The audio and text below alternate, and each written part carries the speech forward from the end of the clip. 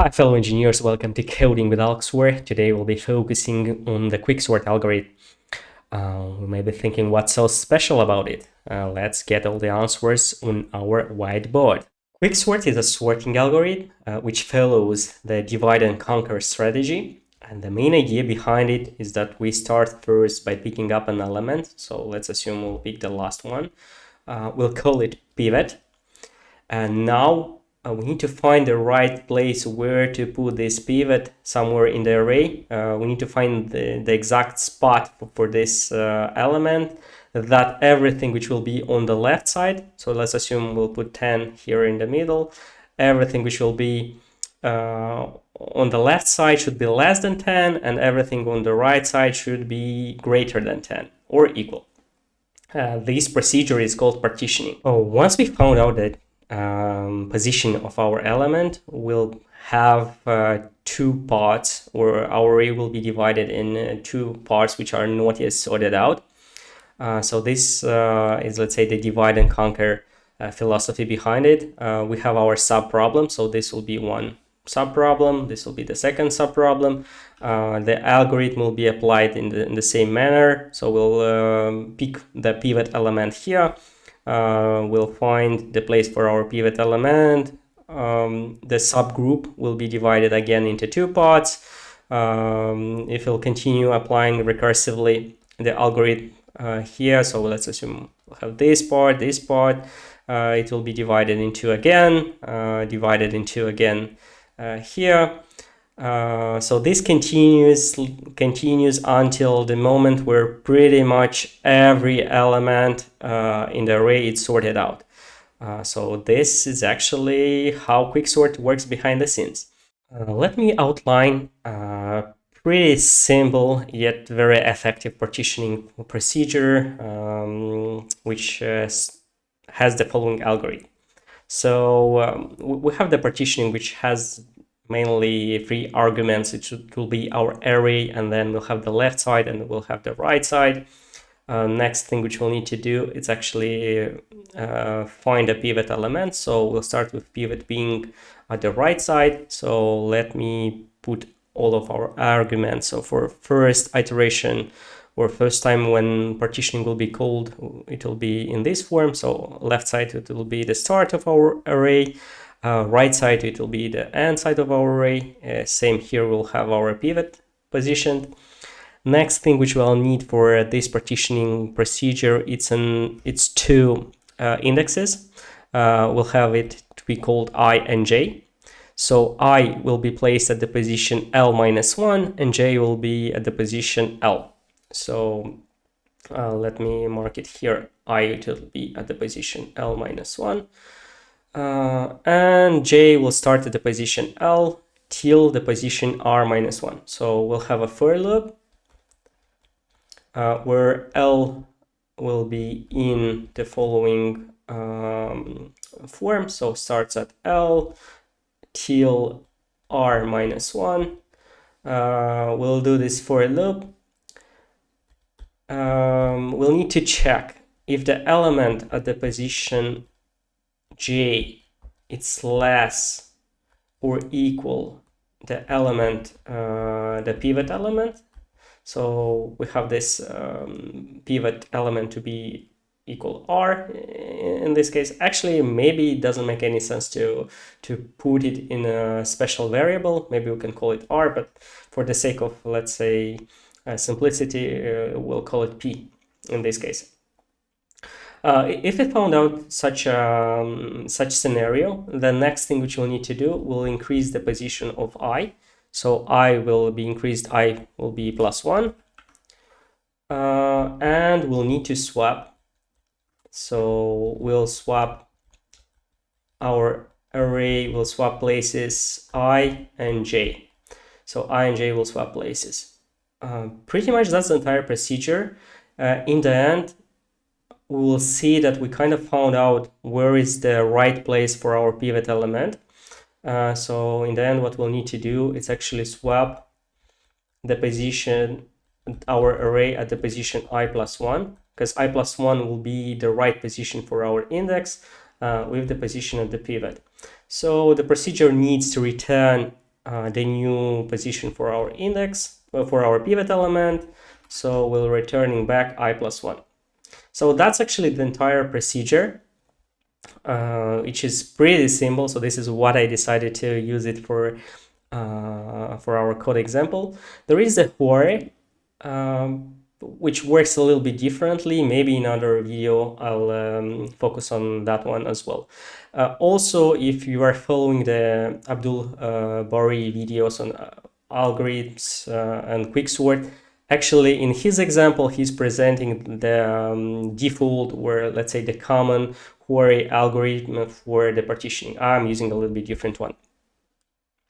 Okay, so what we can do actually, it's follow the partitioning procedure on exactly this example and see how things are going. So we outlined already where is the left side, where is the right side, the pivot element. We have the I and J starting at the 0. So let's see. First iteration, we have J at the J being 11, so we are here. We need to check, is A of J less than A of P? So is 11 smaller than 10? No, it's not. Then J will be, J in this case, J will get here. Nothing else happens. Or moving further, so is 9 in this case less than 10? Yes, actually 9 is less than 10, and a couple of things will happen. I will be increased, so I will come here, and we'll need to swap A at the position I and J. So pretty much in our case, 9 and 11 will be swapped. So let me close this stuff. So we'll have 9 here and 11 will be here. I'll use the same color to move a little bit faster. Okay, so let's move further. We have J at this level. Is J less than 10? Yes, it is. Then I will move at this level. And we'll need to swap J and I again. So we'll have 6 and 11 will be swapped again. So 6 will be coming here, 11 will get here. Moving J further. J is here. Is it less? Then yes, it's less. Automatically we know the procedure. We'll swap the position. So 11 will get here, and 5 will get here, and I will have the next position of I being at 5. Yeah, let's clean up everything else. Moving further, we have 11 is 11. Yeah, actually 11 we know, so the J will move to the next element, so J will get here. Is 14 less than 10? No. J is moving further. Is 21 less than 10? No. And we pretty much got to R minus 1, so this is the structure. So actually in this case, we found out that our, let's say, the pivot position to be this one, or I plus 1. So I plus 1 will be our next pivot position. So we executed this part of the algorithm. So we did everything here in this for loop. Now we need to do the last swap. So 10 will get in the place of 11. So this will look in the following form. 11 will get into this part of the array. And here we'll have our 10 position. So 10 will be sorted. So the end result of our partitioning will be I plus 1, which we found it's here. And we'll have 2 parts to be yet sorted. So we'll be passing to our, let's say, quicksort algorithm. We found that everything till the position I plus 1, so let's assume it's 0, 1, 2, 3. So at the index 3, everything is sorted out. So we'll need to sort everything starting position 1 and 2, and starting position 4, and what else do we have? 5 and 6. So we'll be calling the same partitioning mechanism. In this case, it will be partition. I'll use it just partition, blah, blah, blah. So we'll have 0 and 2.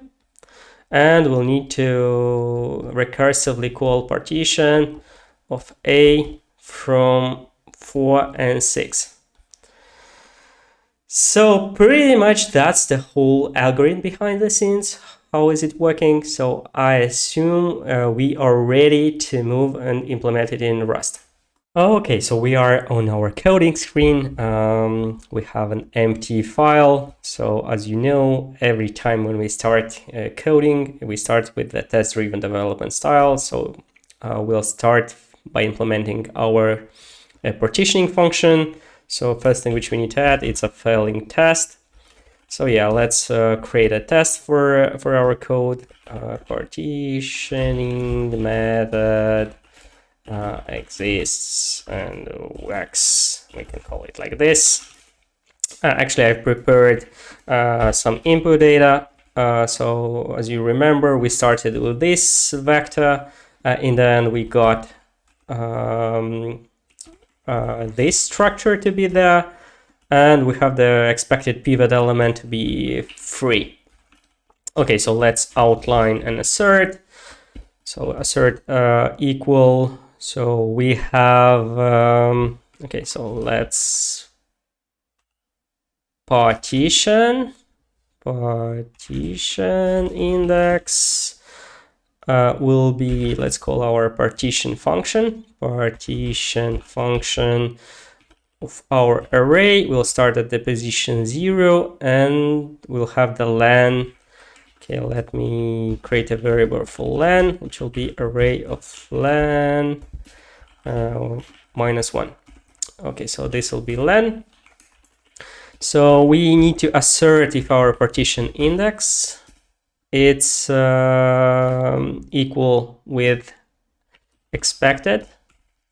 Okay, let's call it expected partition index. So that this is one assert which we need to do. Another assert, we can actually see if the structure is the right one. So we have the array structure to be equal with this new structure, because we did some mutations on our vector. So in this case, we need to assert if everything is correct. Okay, let me clean up everything which is not needed. If we will run this test, obviously it will fail, because we don't have the partition function. So the first thing which we'll need to do to make it work is to add our function. So it will be our partition function. We'll accept an array, which will be, in our case, a mutable vector, or it will be actually a reference of t. We'll need to specify what t actually is. So we'll have the left side. Let me make it to be an I size. I'll explain exactly why I'll use an I size instead of U size. If you recall, on the whiteboard, we mark I value to be L-1 or left -1. This is the case when we can have overflows, because U size cannot go in the minus, so -1. So this is why I'll use I size to be it a little bit faster. So we'll have the left and the right side. As well, I'll mark an I size, and return part, let it be I size again. Okay, good.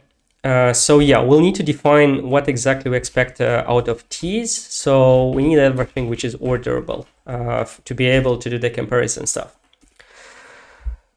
So what do we have here? Then yeah, we'll need to make sure that we I size, because we changed a little bit the type, so this will be an U size, but we need to pass an I size.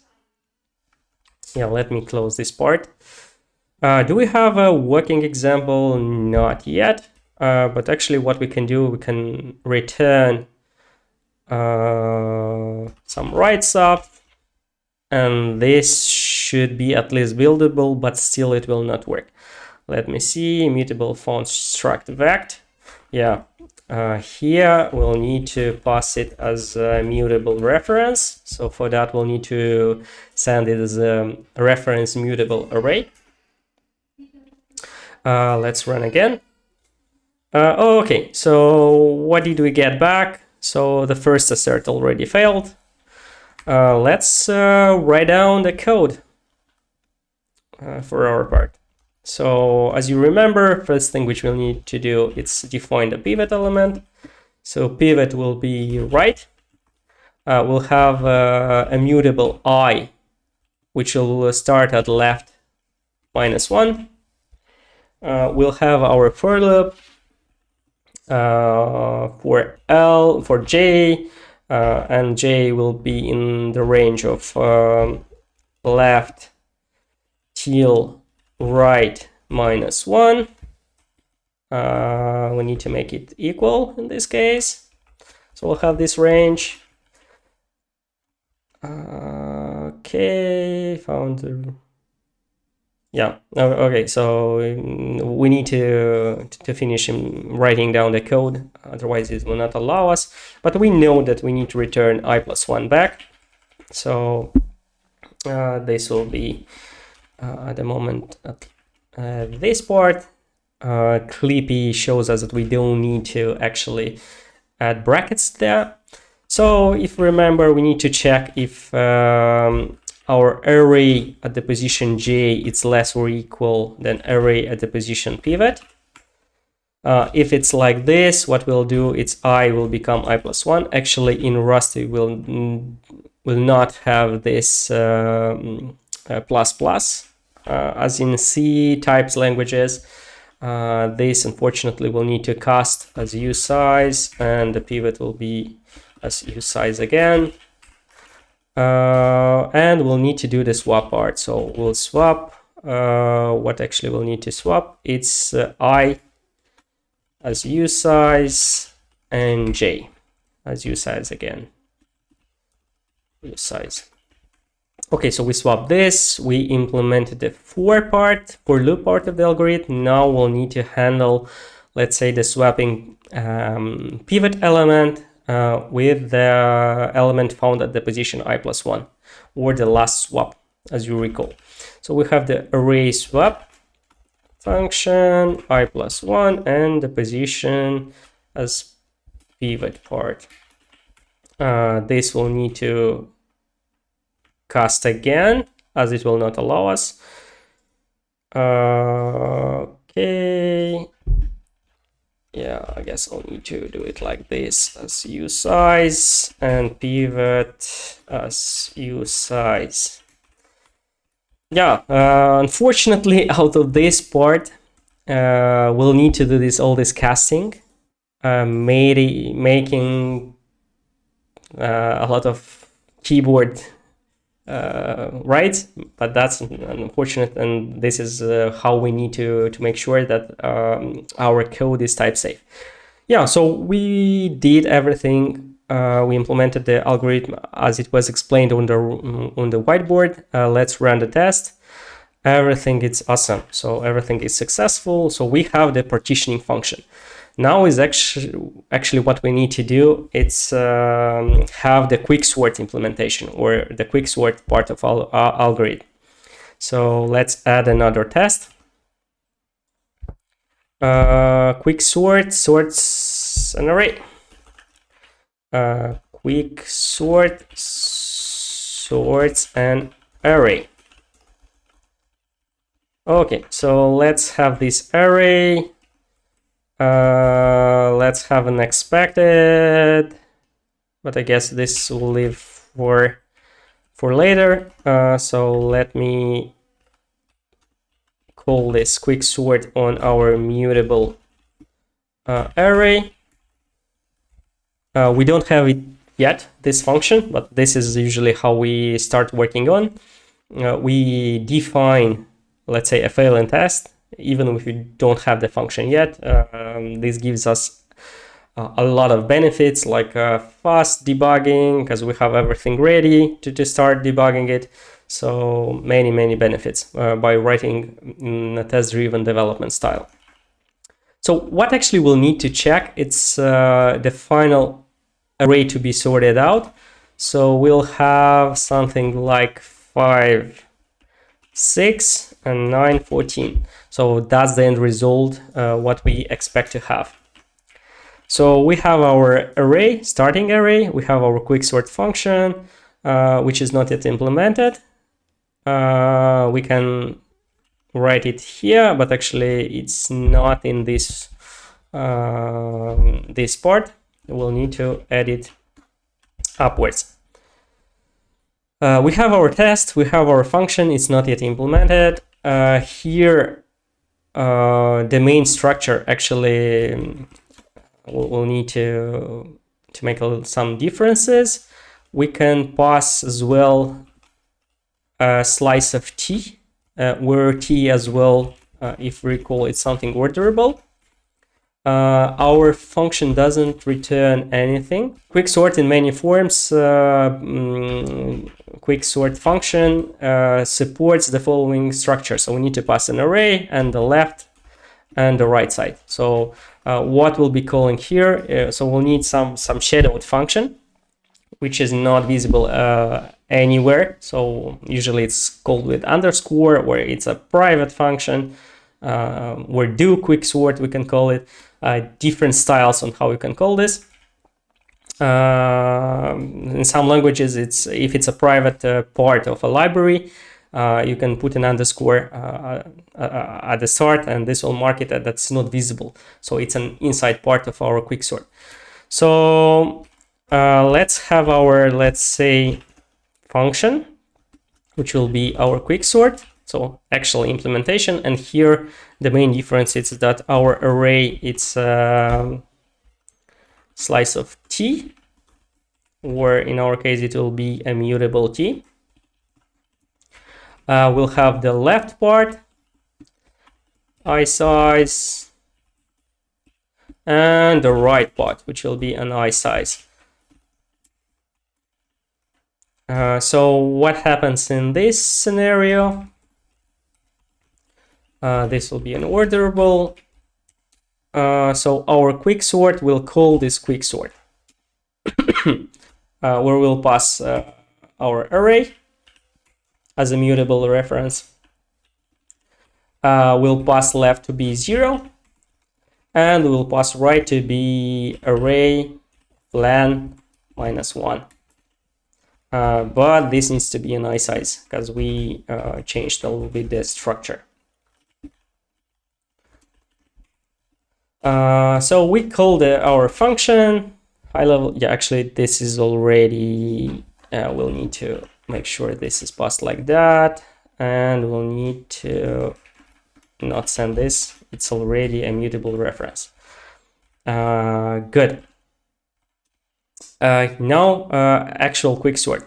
So this is a recursive function, so we need to make sure we exit correctly our recursive calls. So usually if our left is less or equal than right, actually not sure if equal, but anyway, if it's less left than equal than right, we find our next pivot index. Pivot index, which will be the following stuff. We call partition. We have our array, we have left and right. We start at this part. Next, what we'll need to call recursively our quicksort, starting from left till pivot index -1, and we'll call quicksort from right, from pivot index +1 till the right stuff. So if you recall what I've outlined on our whiteboard, so we call recursively, but actually I think I did a mistake. I called partition function, which in the end does the same thing inside it, though the single difference, it will be this check when to exit our function. So let's give it a shot and see if our test is working fine. We have a panic. What's the trouble? Looks like it's not sorting properly.